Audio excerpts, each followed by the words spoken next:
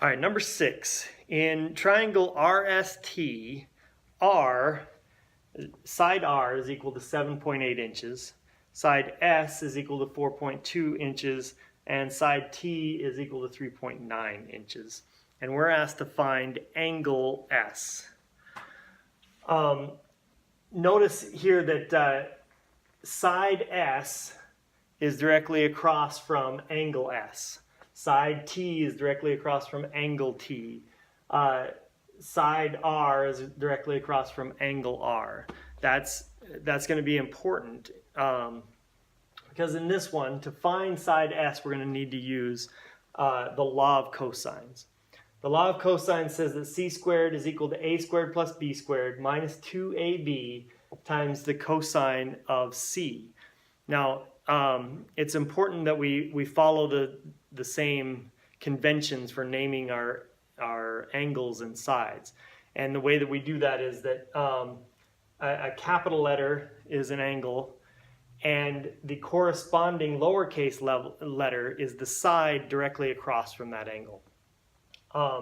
There's nothing magical about the letters A, B, and C. They can be whatever letters that we want them to be, but we have to follow that convention of the name of this angle, the corresponding lowercase letter is directly across from that side.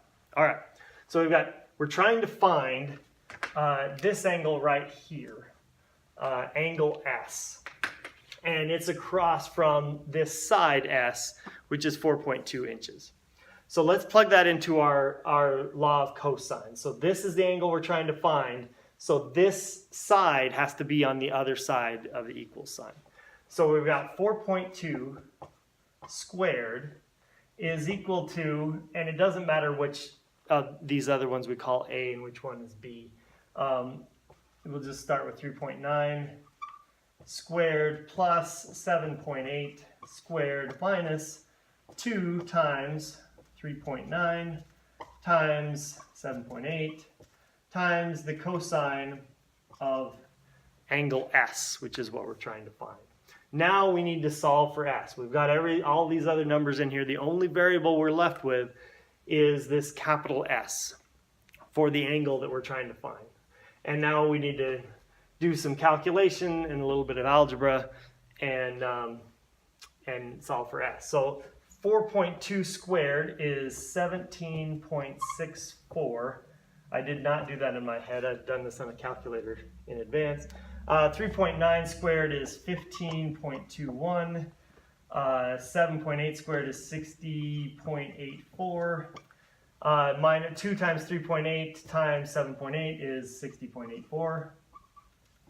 And then we've got the cosine of capital S. Now, please be careful. Do not subtract these. There's going to be a temptation to say, oh, 60.84 minus 60.84, those will cancel. No. You cannot combine this, at least not with addition and subtraction, with any of these other terms. They're not like terms because we're multiplying this by cosine of S. So we can combine these terms, and that's what we're going to do next. So 15.21 plus 60.84 is 76.05. So what we can do to get this over to the other side is we'll just subtract 76.05 from both sides.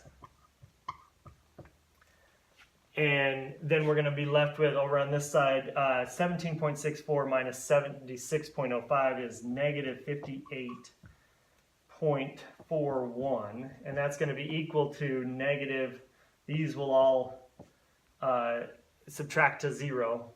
We're left with negative 60.84 cosine of S. And now to get cosine of S by itself, we're going to divide both sides by negative 60.84.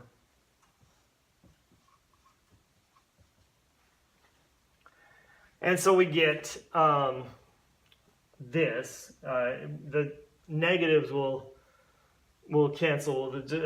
Dividing a negative by a negative is the same as a positive by a positive. So this is 58.41 divided by 60.84 is equal to the cosine of S. And now to get S by itself, we need to take the inverse cosine of both sides. If we take the inverse cosine of the cosine of S, that's just S. And then so S is going to be equal to the inverse cosine of 58.41 divided by 60.84. And then now we plug that into our calculator and we get that S is equal to 16.2. And that's going to be in square inches. So 16.2 square inches is the area of this triangle.